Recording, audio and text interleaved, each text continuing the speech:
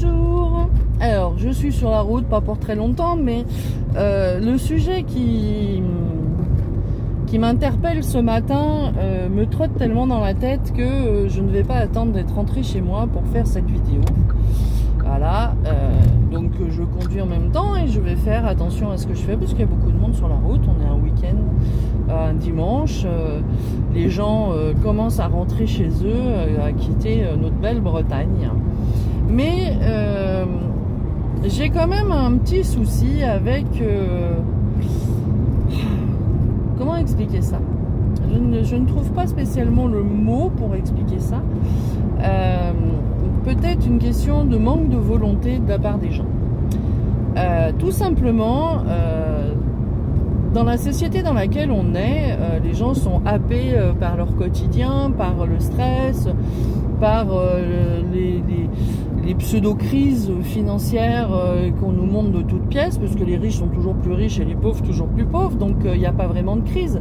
Ils essayent de récupérer un maximum de finances et de nous en enlever pour qu'on n'ait plus le choix, en fait, qu'on n'ait plus le choix de prendre nos décisions et d'agir comme on a envie d'agir. Et puis même certains qui ont les moyens ne prennent pas la peine non plus de faire l'effort. Je fais donc de l'hypnose régressive ésotérique, la méthode de Calogero Grifasi, et il y a une team à laquelle j'ai décidé de ne pas adhérer parce que je veux garder mon indépendance. Elle est importante et surtout je pratique d'autres techniques très complémentaires de cette hypnose régressive ésotérique et que je ne veux pas abandonner. Parce que le travail en post-session est très important. C'est même primordial. La session en elle-même n'est qu'une étape, mais vraiment une étape. Nous avons à l'intérieur de nous tout un tas de fichiers erronés, dus certes aux attaques des entités négatives contrôlantes, mais aussi à un héritage génétique, psychologique, éducatif, voilà, d'où nous sommes, de ce que nous avons reçu depuis notre naissance et même au moment de notre conception, les gènes qu'on a reçus de la part de nos parents et quelle était leur intention au moment de notre conception, parce que ça fait partie aussi de la programmation que nous recevons. Donc à un moment donné, on arrive à un point où on est tellement bloqué dans notre vie, on a envie que ça change, on a envie que ça aille mieux, et pour autant, on n'est pas prêt à faire l'effort nécessaire pour que ça change vraiment. On attend du thérapeute, de l'autre, je dis on parce que j'en ai fait partie, j'en fais plus partie, mais voilà, je ne veux pas m'exclure du système parce que j'en ai fait partie et j'en fais encore partie à ma façon. Donc on attend du thérapeute qui résolve tous nos problèmes. Oh bah oui, pop pop pop pop, baguette magique, abracadabra et on n'a plus aucun souci. Et ben si c'était comme ça, franchement ça irait beaucoup mieux depuis très longtemps. Le problème c'est que ça marche pas comme ça. Il faut savoir que toutes les problématiques que l'on vit viennent de nous. Et oui. On est responsable à 100% de notre propre comportement. Après, on ne choisit pas, bien entendu, toujours son incarnation, parce que les entités négatives contrôlantes se font un plaisir de choisir pour nous la famille idéale pour nous pourrir la vie. Voilà. C'est pas bien grave, hein, une fois qu'on le sait, et que on sait aussi que nos parents, nos proches, tout ça, ont été sous emprise ou sont encore sous emprise de ces entités négatives contrôlantes. La Terre a une énergie particulière d'amour, de créativité et d'expansion qui fait qu'on peut créer plein de choses, en fait. Et à ce que je vois en ce moment, les gens, à part créer du matériel, du business, de la rentabilité, quel que soit le niveau, hein, ils ne font que ça. Voilà. À 99%. Et les 1% qui ont pseudo-compris, sur ces 1%, il y a encore 99% des gens qui ne font pas les choses correctement. Et oui, parce que, allez, il n'y a pas beaucoup de thérapeutes sur les salons que je fais qui n'invoquent pas, qui sont uniquement sur eux-mêmes, qui n'ont besoin de personne pour agir et faire leurs soins énergétiques. Quand vous vous êtes mis à votre compte, c'est bien que vous aviez à l'intérieur de vous ce désir de venir en aide aux gens et que vous avez estimé la capacité d'en avoir la possibilité. Et pour autant, vous allez faire appel à truc muche machin bidule. Ah, excusez-moi, ma voiture a des petits soucis, elle clignote. Donc vous faites appel à truc muche machin bidule pour faire le boulot à votre place. Quel est l'intérêt ? Quel est l'intérêt, au final, d'avoir les capacités de le faire tout seul et du coup de ne pas en avoir, je dirais les couilles, hein, ou les ovaires pour ces dames. Pourquoi faire appel à tout un tas de trucs bidules, machin chouette dont vous n'êtes pas sûr, parce que maintenant il y a suffisamment d'informations qui circulent pour se dire, par exemple, les anges. Ok, mais ça fait plus de 2000 ans qu'ils sont là, étant donné que c'est eux qui ont dicté la Genèse à Abraham. Donc Abraham, il date pas de Jésus, hein, il date de bien avant. Il date de 20 générations avant et encore peut-être plus parce qu'on n'a pas toutes les informations et qu'on nous fait tourner dans des boucles temporelles.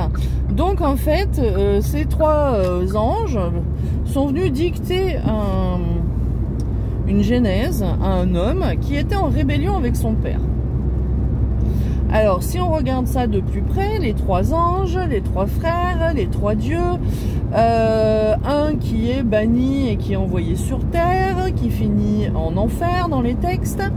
Donc, il y a plusieurs mythologies, hein, que ce soit les mythologies grecques, que ce soit égyptiennes, que ce soit les autres mythologies. Il y a souvent ces trois frères, en fait, qui sont pas d'accord en plus, qui se sont rebellés contre leur père et qui ont voulu faire le truc à leur sauce, et un qui a décidé qu'il était plus fort et meilleur que les autres. Voilà. Et on croit en ces trois personnages qui n'ont pas su à la base s'entendre pour faire les choses correctement et qui ont créé sur Terre l'enfer. Et qu'on est soumis à l'approbation de ce troisième frangin là qui a eu la pire des places pour pouvoir rester ou quitter la Terre ou continuer le cycle d'incarnation ou pas. Sérieux, le mec il est vénère parce qu'il s'est retrouvé sur Terre. On lui donne à garder les humains et il va se venger sur eux en fait en rébellion à son frère qui eux-mêmes se sont rébellés à leur père. Voilà. Et c'est à eux qu'on fait confiance. Comment vous dire que tant qu'ils n'auront pas eux-mêmes résolu leur problématique de je suis vénère parce que mon frère il m'a envoyé sur terre, il m'a banni du paradis et donc je vais bannir les humains du paradis, je vais leur faire vivre l'enfer sur terre et paf, on leur demande à eux de nous filer un coup de main. C'est un petit peu glauque hein, quand on le voit comme ça. Après, il y a l'autre, donc le sauveur, le prophète, qui est né d'une mère vierge.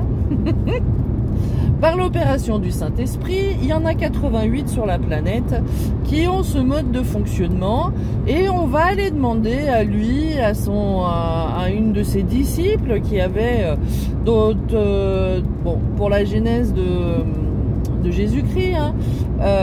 Par exemple Marie-Madeleine, il y a plein de thérapeutes qui disent travailler avec Marie-Madeleine, qui vont aller demander à cette nana qui avait 7 entités sur elle, en fait, parce que Jésus l'a exorcisée, et donc avec ces 7 entités, et elle a vu un truc sortir du tombeau qui a refusé d'être touché, à savoir qu'en hypnose régressive ésotérique, on touche tout, pour vérifier que c'est bien celui qui se présente à nous, voilà.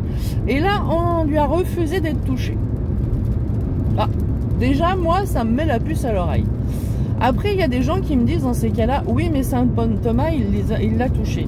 Alors moi je réponds que non, saint Thomas, il a mis la main dans le trou laissé par la lance qui a perforé ce fameux Jésus. Et moi c'est pas toucher. Mettre la main dans un trou, c'est mettre la main dans un trou. Prendre dans ses bras, toucher, venir au contact physique de la personne, c'est autre chose. Intégrer l'information énergétique, c'est autre chose que de mettre la main dans un trou pour vérifier que le trou est bien là. Bah oui, le trou était là. Donc il a dit ok, c'est bien lui parce que le trou il est au bon endroit. Excusez-moi de rigoler parce que franchement je trouve ça un petit peu limite comme validation de la personnalité qui se trouvait en face d'eux. Après il n'y a pas que lui, hein.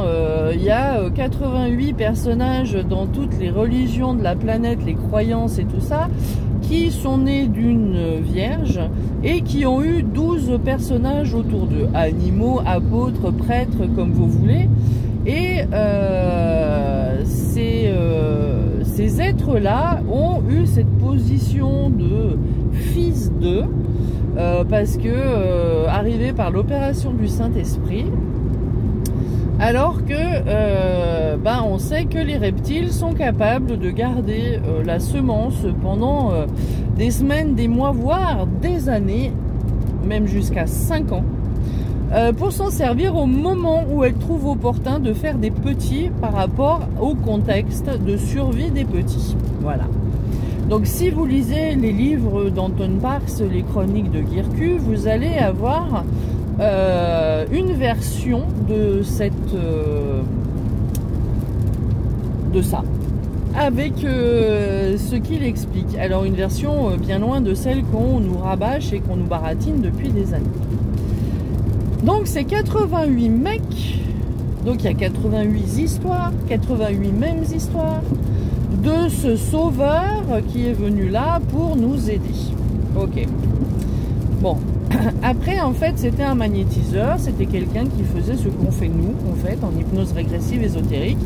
Et ce qu'il a fait n'a pas plu ni à l'église en place, ni au gouvernement en place. Et donc il a été crucifié parce que il prêchait entre guillemets la libération de l'être. Ok, c'est un mec qui a vécu sur Terre, c'est un mec qui est mort et c'est un mec qu'on a sacralisé. Moi j'appelle ça un fantôme. Voilà. Tous les êtres qu'on a sacralisés, qui ont vécu sur Terre et qui ont une vie au service des autres et qui on a reconnu la bienveillance et la bonne action sur Terre, on les a sanctifiés, menés au rang de saints, mais quoi qu'il en soit, c'est des fantômes. Et nous, en hypnose régressive ésotérique, les fantômes, ils sont considérés comme vampirisateurs d'énergie. Ils se nourrissent sur nous pour garder le dernier habit de leur dernière incarnation. Et même, ils vont prendre l'apparence qui nous convient pour ceux, par exemple, vous aimez bien Pépé Mémé, en fait, mais ils sont plus là.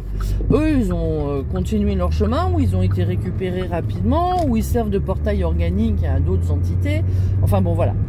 Peut-être ils sont encore à côté de vous, mais quoi qu'il en soit, ce sont des portails organiques qui vont faciliter le travail des entités pour vous interférer et vous contrôler. Donc une fois qu'on sait ça, on n'a plus trop envie de travailler avec eux et on préfère aller libérer Pépé Mémé, papa, maman, les frangins, les frangines, qui que ce soit qu'on ait eu, qu'on ait envie de garder à côté de soi. Il faut savoir que c'est un portail organique potentiel pour se faire interférer. Et puis franchement, est-ce que vous, le jour où vous serez mort, vous aurez envie de vous balader comme un ballon de baudruche qui se dégonfle inexorablement, accroché à l'un de vos proches dans votre famille? Moi personnellement, c'est pas trop le cas. Donc les thérapeutes font appel à tout ce folklore en fait de croyances pour leur venir en aide, alors qu'ils ont toute capacité de le faire seuls, par eux-mêmes, avec leur propre énergie, parce qu'ils ont oublié qu'ils ont à l'intérieur d'eux un être de lumière qui n'attend que ça en fait. Leur âme, leur conscience qui est issue de la source, comme toutes les âmes et toutes les consciences de tous les êtres vivants, quel que soit le type d'incarnation, vient de la source, à la même information, à la même capacité de pouvoir faire le bien et d'intégrer toutes les options du véhicule. Alors moi j'aime bien véhicule, en tant qu'ancienne monitrice auto-école, j'aime bien dire qu'en fait on est tous au volant d'une Mercedes multi-option, dernier modèle, la totale, voilà, et qu'on se contente de rouler en 2 chevaux, voilà, et de prendre plaisir avec ces 2 chevaux aux, aux affres terrestres. On la nourrit mal, c'est-à-dire qu'en fait, elle a besoin d'essence, on lui met de temps en temps du gasoil parce qu'on préfère le goût et l'odeur du gasoil. On y met beaucoup de sucre. Et donc, du coup, ça péclote dans tous les sens. Et après, on va voir le thérapeute et on lui dit, allez hop, en 2 heures, nettoyez-moi tout ça pour que tout se passe bien après. Sérieux, ça fait peut-être 10 ans, 20 ans, 30 ans, 50 ans. 60 ans, même des fois 80 ans, puisque j'ai eu des personnes de 80 ans, que vous mettez de la merde dans votre réservoir, que vous conduisez une voiture bancale, non révisée, non mis à jour, rien, et vous voudriez qu'en 2 heures, nous, on fasse un miracle. Alors moi, ça fait depuis 2015... que j'ai croisé Nathalie Knipper avec l'hypnose régressive ésotérique. J'étais déjà arrivée à un niveau de réflexion et j'étais déjà thérapeute à ce moment-là. J'étais bien sûr infestée par tous ces êtres contrôlants, parce que sinon c'est pas marrant. Et j'ai compris tout ça avec Nathalie. J'ai fait ma première hypnose et il m'a fallu 6 ans pour trouver la porte qui s'ouvrait encore, en fait, mais elle s'ouvrait au niveau du subliminal à cause d'une mauvaise programmation. Ça, vous pouvez trouver la vidéo sur mon YouTube.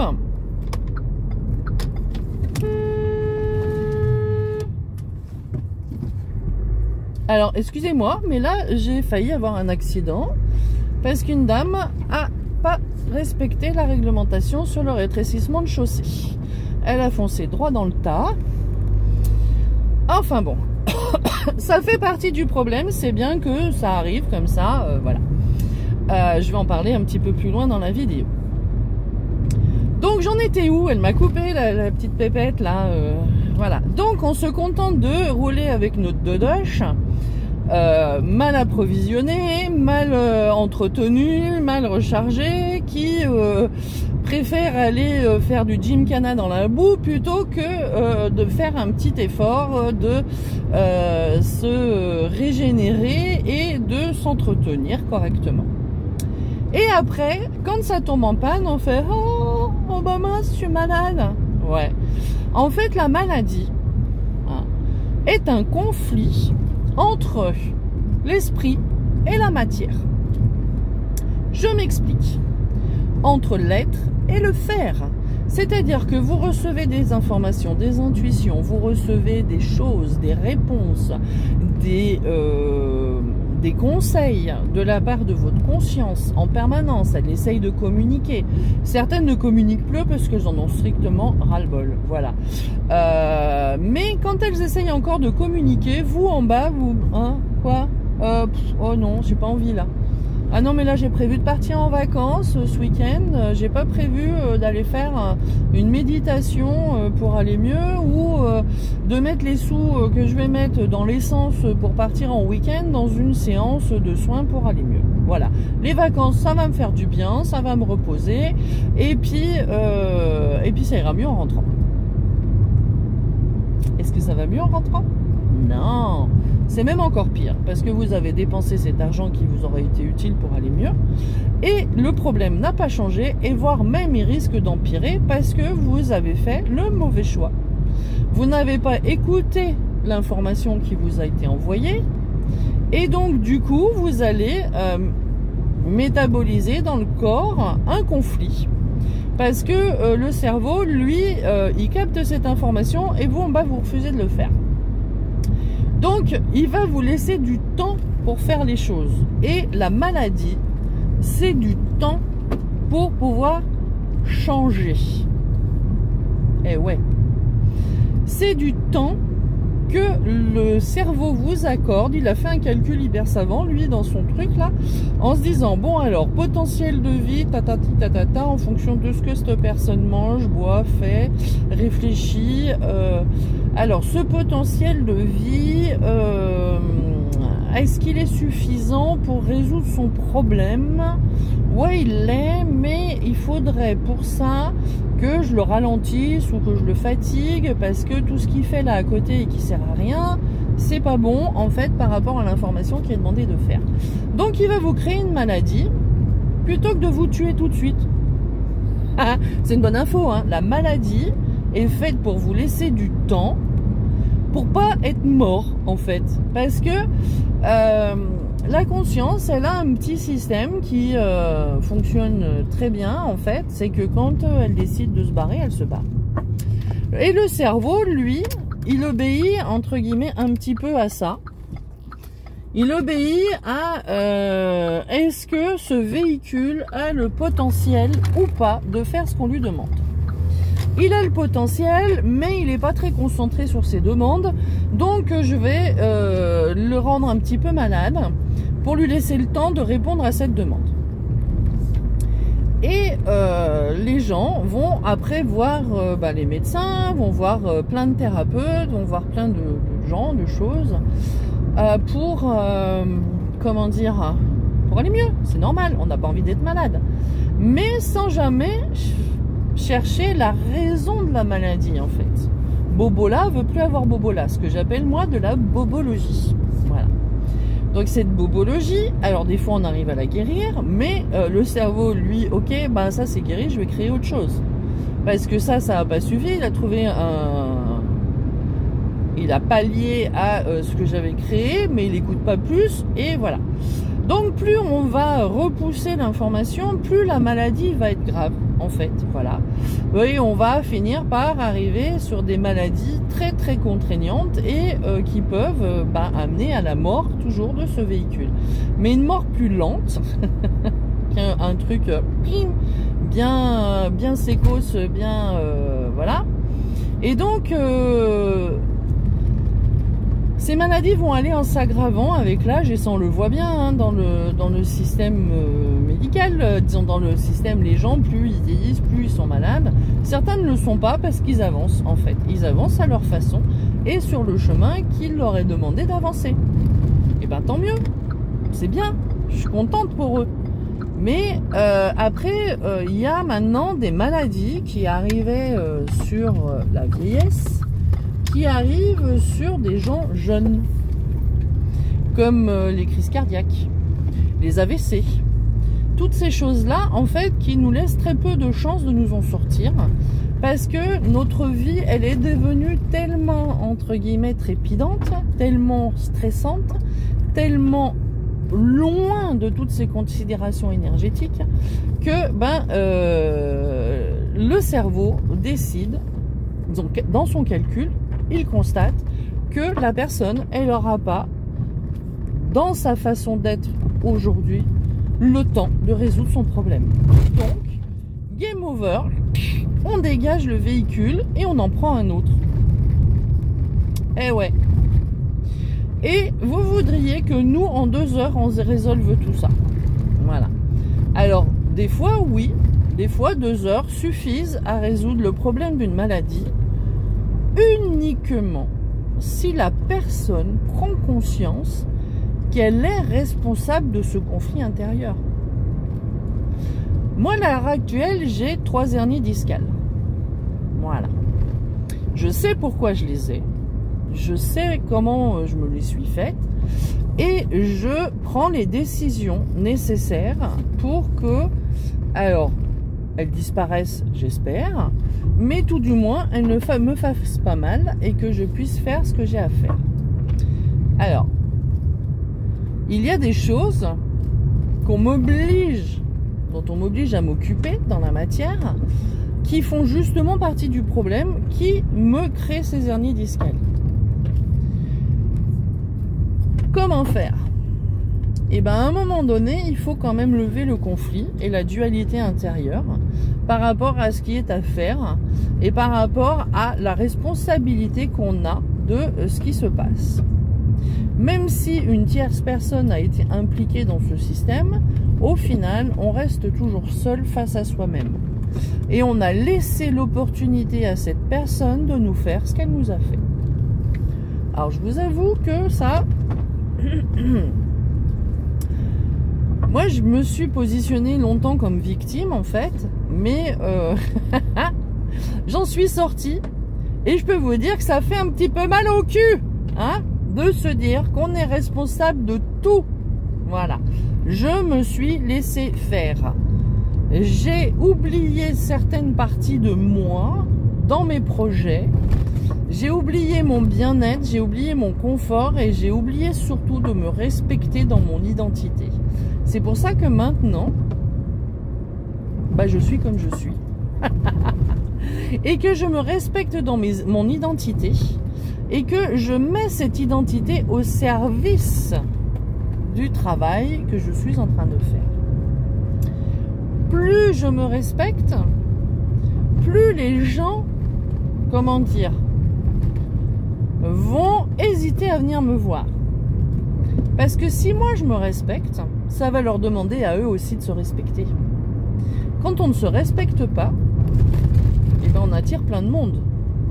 Parce que les gens ne se respectent pas non plus et donc du coup chacun est satisfait dans la relation au thérapeute telle qu'elle se présente à lui. Moi je me respecte et donc dans mon énergie il y a ce respect de soi qui vous est demandé à vous aussi mais qui est pas facile à mettre en place. Toutes les mères Teresa, tous les gens qui se sacrifient pour les autres, c'est pas juste. On ne doit jamais se sacrifier pour l'autre. On doit être soi-même en pleine possession de sa pleine énergie, de sa pleine conscience et agir dans tout, je dis bien tous les domaines avec cette pleine conscience. Que ce soit en traversant la route, dans les passages piétons, que ce soit en conduisant sa voiture, que ce soit en faisant ses courses, que ce soit en balayant sa maison, que ce soit... voilà. Tous les domaines sont concernés. Y compris ce que l'on met à l'intérieur de son corps pour le nourrir et pour avoir l'énergie pour le faire. Là, avec la pandémie qui a eu lieu ces dernières années, il y a des gens qui sont morts de cette pandémie, ben voilà. Et pourtant, alors moi j'ai entendu un nombre de fois incalculable. Et pourtant, ces gens-là, ils étaient sportifs, ils étaient en pleine santé, ils faisaient plein de choses, et ils sont morts. Ben ouais, parce que en fait, être sportif, ça ne suffit pas. Moi, j'ai été sportif de haut niveau, hein. Donc je sais aussi quels sont les abus dans le sport et ne faire que du sport pour être en bonne forme, en bonne santé, ça ne suffit pas. Parce que si on fait du sport et qu'on n'écoute jamais sa conscience et les intuitions et tout ça, et encore un qui veut essayer de me griller un stop, voilà, on en est à la deuxième incivilité en quelques minutes. Voilà. Hop. Faire très attention de ne pas se prendre quelqu'un qui ne respecte pas le code de la route. Il y avait une petite fiche quand j'ai passé mon diplôme de moniteur auto-école qu'on devait traiter avec les élèves, c'était réglementation routière, exigence de la vie sociale. Mais toute réglementation est une exigence de la vie sociale. Bon, j'ai fait une petite pause parce que je suis arrivée chez moi et il y avait le chien de la voisine qui était au milieu de la route. Donc, j'ai préféré quand même ne pas l'écraser. Donc, en fait, réglementation routière ou réglementation en général, exigence de la vie sociale. Certes, maintenant, il y a plein de réglementations qui sont un petit peu à l'encontre de nos libertés. Il faut avoir du discernement dans toutes ces choses-là pour savoir quelles sont celles qui nous limitent et quelles sont celles qui nous gardent en vie, au final. Nous empêcher de rouler à plus de 80 km/h. Alors, je vous explique un truc. Alors, vous vous plaignez que l'essence est trop chère, que les PV ça coûte cher, que ci, que là. Mais moi, je roule à moins de 80 km/h, tout va bien. La vie est belle. Je vis en Bretagne, je prends le temps de vivre en fait. Voilà.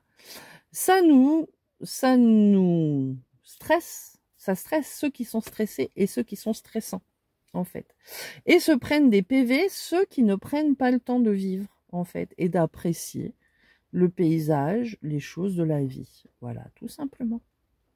Moi, je prends le temps d'apprécier les choses de la vie, donc 80 km/h, ça ne me dérange pas.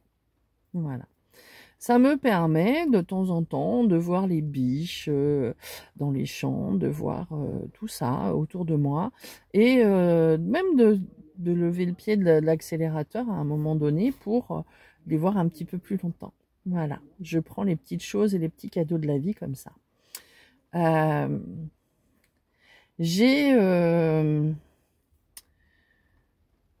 J'ai perdu quelques points, j'avoue, hein, parce que, mais généralement pour 1 ou 2 km/h, parce que j'étais un petit peu disturbée par d'autres pensées. Mais je respecte ce code de la route parce que je sais que c'est ce qui me met le plus en sécurité sur cette route. Même si moi je le respecte, vous voyez, là 2 fois sur la vidéo, on ne l'a pas respecté vis-à-vis de moi. Une priorité de passage sur un rétrécissement de chaussée et un stop. Le monsieur était déjà avancé d'1 mètre sur le stop et au moment où je vais pour passer, il lâche son frein et avance encore sur moi. Voilà. Donc, il me met en danger parce que je l'ai vu, j'ai ralenti, mais lui augmente sa pression. Mais pourquoi? Je suis en train de faire une vidéo pour vous expliquer des choses importantes. Ben, on vient me perturber dans ma vidéo. Tout le monde est sous télécommande. Ils ont activé lâche le frein. C'est-à-dire qu'il s'est même peut-être pas rendu compte qu'il lâchait son frein, ce monsieur-là. Pour me couper dans ma réflexion. Alors, vous me direz que ça peut virer à la paranoïa. Oui et non.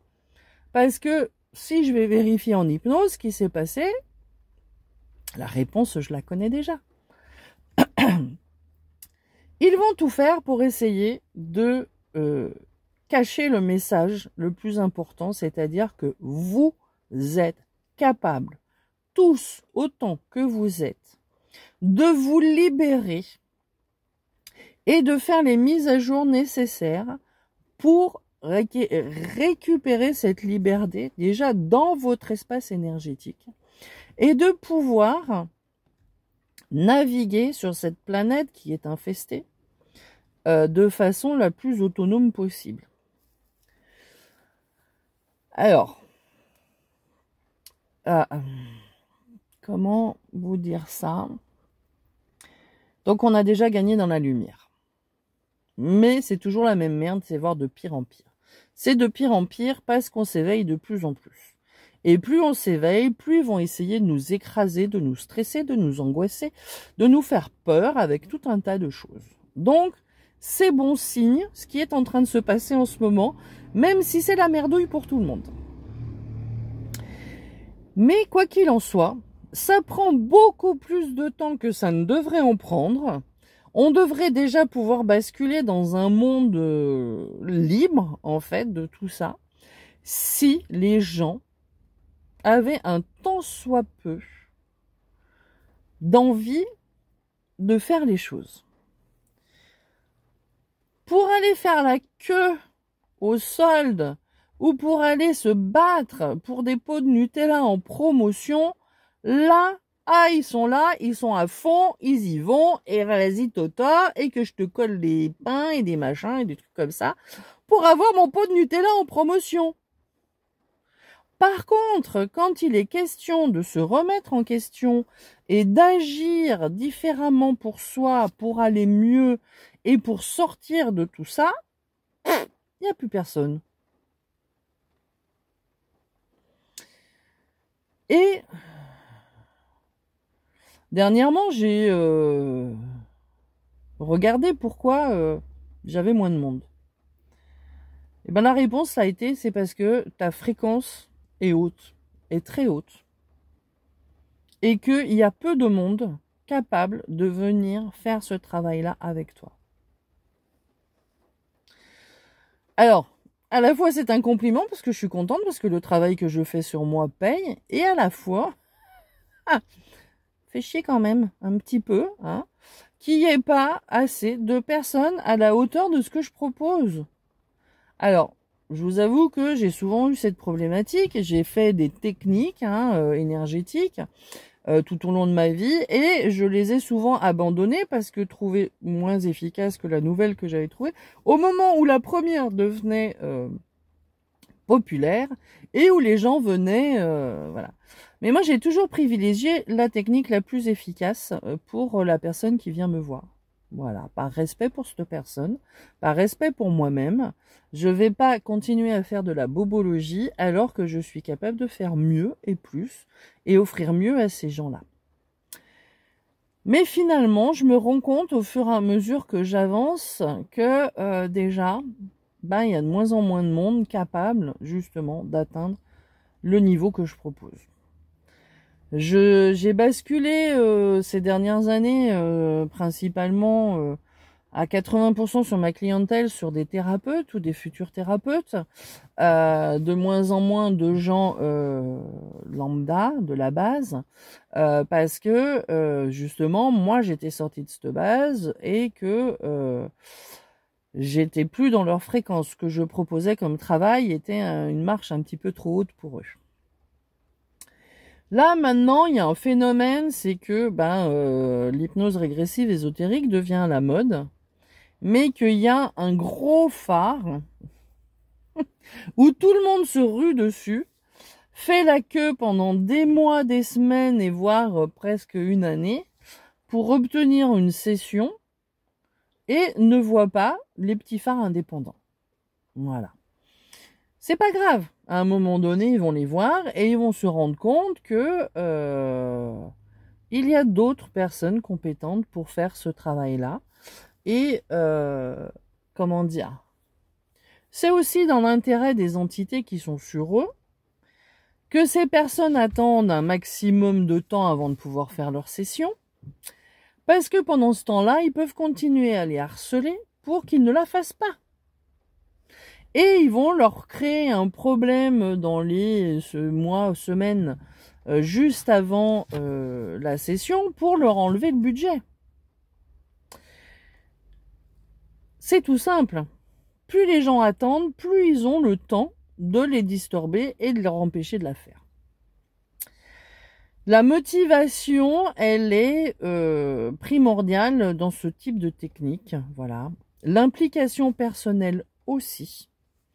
Et donc, du coup, tous ceux qui se disent « Non, mais bon, voilà, j'ai le temps de faire les choses. » Ça dépend. Ça dépend vraiment. Mais ce qui m'exaspère le plus, c'est les gens qui ont la capacité, qui ont tous les outils pour faire les choses et qui ne le font pas. Voilà. Dernièrement, dans mes soucis de santé, de stress émotionnel, de séparation, de tout ça, j'avais oublié certaines clés et une amie thérapeute avec qui j'ai fait une formation, elle me dit « Et c'est quoi l'info qu'il y a derrière ?» Je l'avais lu, je le savais, mais du coup je m'étais fait repiéger par mon émotionnel un peu chafouin en cherchant une autre solution que celle que je connais. Je me suis réalignée, j'ai refait mon travail et je peux vous dire que j'ai pas passé une semaine super califragilistique. Hein. Même en faisant mon travail, mon dos s'est bloqué 3 fois cette semaine. Voilà. Il est pas guéri comme ça parce que ça fait des années que je suis en pente descendante au niveau du physique parce que je ne m'écoute pas quand je suis fatiguée. Et donc du coup, là maintenant, mon corps il m'a dit « Ok, stop, t'es obligé de t'écouter ». Et si je déborde d'une virgule, il me rappelle à l'ordre. Quand il me rappelle à l'ordre, je dis « Ok, j'ai débordé ». Mais du coup, en fait, cette semaine, je me suis remis sur l'écriture de mon deuxième livre que j'avais commencé avant la fin du premier, le premier étant en attente d'édition. Voilà, j'attends des nouvelles des éditeurs et quoi qu'il en soit, même si il n'est pas chez un éditeur, je le ferai éditer quand même. Voilà. Ce matin, j'ai essayé de l'imprimer artisanalement pour moi. Mon imprimante, elle a fait n'importe quoi. Elle est tournée en boucle à m'imprimer 5 ou 6 fois les 3 ou 4 premières pages et après dire problème imprimante. Ça me fait rire parce que c'est tellement gros en fait. Donc après il me refait problème imprimante, donc j'annule l'impression pour en relancer une nouvelle et puis l'imprimante, malgré erreur imprimante, a continué à imprimer ses feuilles jusqu'à la page 96. Ok, et ben c'est pas grave, je réimprimerai cette page 96 parce qu'elle est imprimée qu'à moitié. Et j'ai relancé l'impression à partir de la page 97. Et alors, ça va pas changer grand-chose à ma vie d'attendre 2 minutes de plus. Voilà. Mais les premières pages, elles ont été imprimées 4 ou 5 fois dans le désordre. Enfin bon, un truc de fou. Et donc, à cette impression qui allait jusqu'à la page 96... il me manquait des pages en premier, en fait. Du coup, elles n'étaient pas sorties correctement. Et avec tout le tas de petites feuilles, avec tout les impressions un petit peu tordues, j'ai réussi à récupérer mes 6 premières pages qui me manquaient dans cette nouvelle impression. Nous faire perdre du temps, c'est leur plus grand atout. Parce que justement, c'est ce temps terrestre qui pose le plus de problèmes. Quand on considère qu'il n'existe pas, comme moi je le fais maintenant, quel que soit le jour, l'heure, le moment, si je reçois une intuition et que j'ai la capacité de faire ce qu'on me demande de faire, je le fais. Voilà. Donc ce matin, on est dimanche, voilà, la vidéo m'a tanné pour la faire. Donc là, je reste dans ma voiture pour la finir, pour rester sur le même contexte de vidéo. Il pleut dehors, de toute façon, et puis c'est très bien parce que on manque énormément d'eau, hein, voilà. Et on est resté plusieurs mois en Bretagne sans pluie. C'était désespérant. Je suis heureuse qu'il pleuve parce que s'il ne pleut pas en Bretagne pendant suffisamment longtemps, on va se retrouver au Sahara. Et c'est pas le but du jeu et c'est pas pour ça que je suis venue en Bretagne. Voilà. Donc, je reste là, je finis ma vidéo, je prends ce temps-là, voilà, c'est 10 minutes de plus sur mon trajet. Donc, c'était pas la peine non plus que je me presse pour rouler, étant donné que la vidéo n'est pas finie en arrivant. Je vais rentrer, je vais regarder où en est mon impression. Je suppose qu'il va me dire bip, bip, bip, plus de papier, ou alors plus d'encre. Là, je serai un peu plus embêtée parce que le magasin n'ouvre que demain. Mais j'irai au magasin demain chercher de l'encre s'il faut aller chercher de l'encre. Voilà. C'est pas grave. Voilà, ça fait partie du système. Et mon livre, je l'imprime régulièrement et je le laisse de temps en temps à une amie pour le lire. Voilà, pour qu'elle me dise ce qu'elle en pense. Parce que c'est toujours compliqué quand on écrit un livre d'être objectif sur ce qu'on est en train d'écrire, parce que nous, on pense que c'est une information suffisamment importante pour l'apporter aux autres. Mais surtout, ce livre, il fait partie de mon passé maintenant. Ce qui est rigolo, c'est que je suis sur une autre fréquence depuis que j'ai fini ce premier livre, et cette autre fréquence, je suis en train de la mettre dans le deuxième livre. Donc, le premier livre, c'est comment j'ai pris conscience de tout ça. Voilà. Comment j'en suis arrivée, entre guillemets, à comprendre quels étaient ces bâtons dans les roues, voire ces baobabs, et comment j'ai agi et comment j'ai réagi en tant que thérapeute depuis de nombreuses années face à tout ça. Et surtout, en fait, la volonté personnelle, je l'explique, voilà, que c'est surtout aussi soi. On doit faire notre travail sur nous. Alors, j'ai sous-loupé certaines étapes, j'ai un petit peu merdé sur d'autres, j'assume complètement. Et maintenant que j'ai trouvé ces clés, tout va beaucoup mieux. C'est en train de remonter, le creux de vague a été très creux là cette année, mais c'est en train de remonter. Là, il nous reste plus que quelques jours en juin pour faire le choix entre l'ancien et le nouveau. Moi, le choix pour le nouveau, il a été fait depuis longtemps, mais une partie de moi, le petit moi, restait buggé sur l'ancien et ça a sauté là pendant la quinzaine qui vient de passer, donc très bien. Mais du coup, maintenant, faut se reconstruire. Ça prend du temps, ça prend de l'énergie, ça demande de virer le passé, les affaires du passé, les souvenirs, les choses qui n'ont plus lieu d'être en fait, et de couper certains liens qu'on n'avait pas l'intention de couper à la base. Mais il y a beaucoup de personnes que j'ai rencontrées du coup quand j'étais sous interférence, hein, y compris mon mari, et qui, suite à la libération que Nathalie a fait en 2021, ben, n'a pas passé le cran que moi j'ai passé. Voilà. C'est comme ça, c'est la vie. Je lui en veux pas. Je l'aime toujours autant. C'est quelqu'un de bien, qui juste a pas eu le potentiel d'aller plus loin. Après, ça justifie pas tout, les comportements de chacun, mais c'est comme ça. Voilà. Et puis là, je rencontre des gens depuis, voilà, que j'ai réouvert mes portes, mes fenêtres et mes luxes. Je rigole. Et ces personnes-là sont souvent montées sur le même schéma que l'est toujours mon futur ex-mari. Et je désespère parce que ces personnes trouvent tout un tas de mauvaises raisons pour ne pas agir, en fait. Voilà. Quand en 2009, j'ai fait un burn-out, j'ai démissionné de mon job à 14 € de l'heure, qui était un bon job, bien payé, disons du moins bien payé, pour rien. Parce que les conditions de travail que l'on me proposait ne correspondaient pas à ce que j'avais envie de vivre. Faire un burn-out, c'était pas le but, hein, même pour 14 € de l'heure. J'ai démissionné alors que j'étais toute seule avec 3 enfants, avec déjà un loyer trop cher pour moi. Mais j'ai acté par cette démission le fait que je ne pouvais plus supporter un tel comportement de la part de mon employeur. Voilà. J'ai même dû dernièrement démissionner de ma propre entreprise parce que justement, plus en phase avec mon associé. J'ai démissionné, j'ai rendu mes parts et je me suis libérée de cette entreprise qui pourtant avait tout pour réussir, mais qui au final n'a pas réussi. Après, donc elle s'appelait l'Angéline. L'Angéline, c'est tiré d'une pierre, l'Angélite, qui est une pierre anti-colère et lâcher prise. Bah.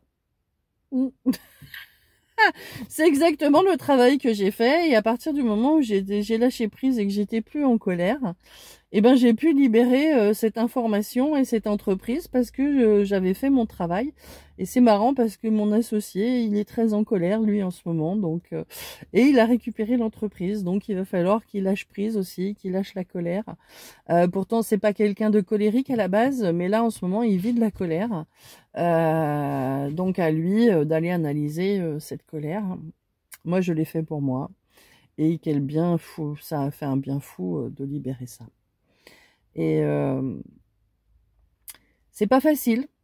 Et du coup, je suis en train de créer une nouvelle entreprise qui a une vibration, qui a un nom et une vibration à la hauteur de ce que je suis devenue, et qui a du mal à exister dans la matière parce que c'est puissant. Le nom de cette entreprise, c'est Jivasat Ananda. Jivasat, ça veut dire âme vivante, ensemble. Et Ananda, ça veut dire béatitude, paix, joie, voilà, félicité. Alors, dans la sémantique, âme vivante ensemble, c'est une âme incarnée, en pleine conscience, de ce que nous sommes en train de faire, de ce que nous sommes sur Terre, voilà, l'être incarné, pleinement, en pleine conscience de tout ça, et dans la béatitude, la joie et la félicité, parce que nos actes sont en corrélation avec nos pensées. Voilà. Donc, je comprends qu'elle ait un petit peu de mal à se mettre en place parce que moi, j'ai eu un petit peu de mal à lâcher les anciens schémas, thérapeute ou pas, hein. On a des choses tellement ancrées dans le corps, en fait, dans la préprogrammation de ce que nous sommes, que défaire ces programmes, c'est waouh. Et plus on a de potentiel, plus les programmes, ils sont costauds. Voilà. Donc, j'ai découvert plein de choses sur moi en faisant ce décodage biologique extraordinaire, même de mon héritage de mes ancêtres, de mes parents, voilà. Que j'étais prédestinée à avoir des problèmes de digestion, étant donné... alors, c'est la digestion, les intestins, l'identité, mon identité. Quelle est mon identité? Si je ne respecte pas mon identité, mon système digestif part en cacahuète. Voilà. Et tout au long de ce mariage, je ne me suis pas respectée. Je me suis freinée pour laisser la place et le temps à l'autre d'exister. Et ça a amené à une maladie grave. Voilà. C'est pas grave, je le sais. Maintenant, je suis en train de rectifier la barre.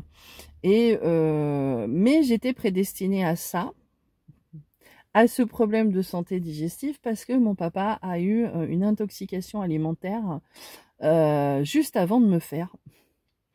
Et dont cette intoxication alimentaire, certains en sont morts en fait. Il était au service militaire et j'ai été conçue pendant la permission de convalescence de mon papa. J'ai été donc conçue avec ça, un système digestif foireux, et avec du côté de ma maman une peur de pas y arriver seule.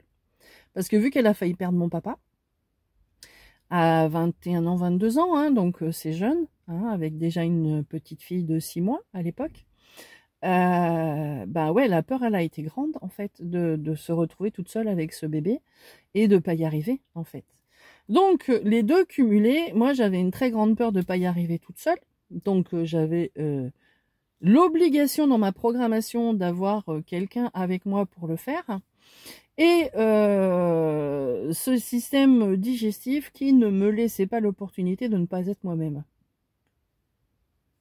Et puis un papa, en fait, qui, depuis son enfance, se posait la question de qu'est-ce que c'est que ces choses qui lui appuyaient dessus quand il était petit, qui s'endormait le soir, il sentait des présences autour de lui, il a de fortes capacités aussi. Donc ce cocktail a fait moi. Je n'ai eu de cesse toute ma vie de trouver la réponse pour mon papa. Voilà. Je l'ai trouvé. Et maintenant, il a fallu que, une fois que j'ai eu compris que c'était pour mon père que je faisais ça, me dire, est-ce que j'ai envie de continuer à faire ça? Où est mon identité, en fait? Elle est où, au final? Est-ce que je suis thérapeute? Est-ce que je ne suis pas thérapeute? Ben oui, je suis thérapeute et j'ai envie de continuer. J'ai envie d'informer les gens, j'ai envie de les aider, j'ai envie de les accompagner vers leur liberté, en fait. Pas pour faire de la bobologie et pour enlever les bobolas et plus à bobola, mais pour vraiment trouver leur propre identité, leur propre réalisation et leur propre être intérieur. Voilà. Donc,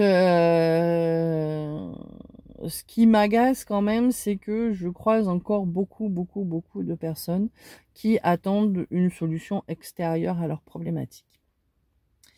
Alors, si vous faites partie des gens qui ont compris qu'ils sont responsables de tout ce qui leur arrive et que vous avez envie de changer de programmation, de comprendre vos conflits intérieurs, de virer ces êtres négatifs contrôlants de votre espace énergétique pour vous laisser plus de chances d'y arriver, eh ben je suis là pour vous. Voilà. Et par contre, sachez que le jour où vous ferez marche arrière sur cette volonté, je ne prendrai pas le relais. Je vous laisserai faire marche arrière. Et je vous laisserai faire votre propre choix. de peut-être retomber dans la masse zombie parce que c'est trop difficile et que vous n'avez pas l'énergie pour le faire. C'est pas à moi de le faire à votre place. Je ne le ferai à la place de personne. Voilà. Je l'ai fait pour moi, c'est déjà assez rude comme ça. Pour pas avoir à le faire pour les autres. Par contre, je peux vous accompagner sur ce chemin, me tenir à côté de vous et vous expliquer pourquoi vous buguez sur ce système-là et vous donner les clés pour arriver à en sortir. Mais moi, je ne pourrais pas vous en sortir malgré vous. Voilà. Donc, j'espère que cette vidéo n'a pas été trop bizarre. On est presque à 1 heure. Waouh. Moi, en tout cas, je suis maintenant en pleine conscience. Je suis maintenant en plein choix de je fais ce que je veux faire. Et surtout, s'il y a des choses que j'ai pas envie de faire, mais que je dois quand même faire, parce que voilà, ça fait partie des choses, des contraintes de la matière, je vais les faire avec le moins de résistance possible pour que ça se passe le mieux possible pour moi. Voilà. Et puis en me disant que ce n'est que balayer devant ma porte. Voilà. J'avais des projets, tous ces projets se sont effondrés avec tout le reste. Mais ces projets étaient-ils justes? Parce que du coup, je les ai reçus sous interférence. Est-ce qu'il m'incombait à moi de les faire? J'en sais rien. Moi, maintenant, j'ai envie de simplicité, de quiétude et de respect. Voilà, de respect de chacun, des limites de mes propres limites à moi, des limites des autres, et puis de la pleine conscience de tout ça. La Terre est une planète merveilleuse pour faire ce travail. Et elle est extraordinaire de créativité, d'opulence et d'abondance, si on sait regarder au bon endroit et au bon moment. Je vous envoie tout plein d'amour. Et puis j'espère que vous trouverez cette quiétude que j'ai trouvée à l'intérieur de moi. Parce que franchement, ça n'a aucun prix. Et même, je dirais que ça m'a tout coûté. Mais j'en sors tellement grandi que c'est pas grave. Je remercie tous ceux qui m'ont aidé dans cette période. Je vais faire en sorte de m'acquitter de tout ce que j'ai à m'acquitter par rapport à ce qui s'est passé. J'avoue que je suis descendue très bas, donc faut que je remonte. Voilà. Et que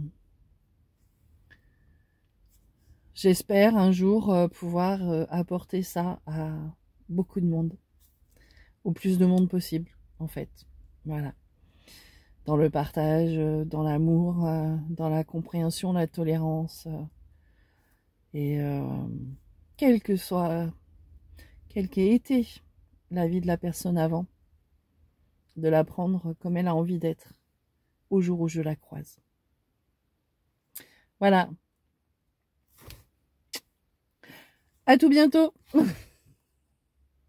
Je vous aime.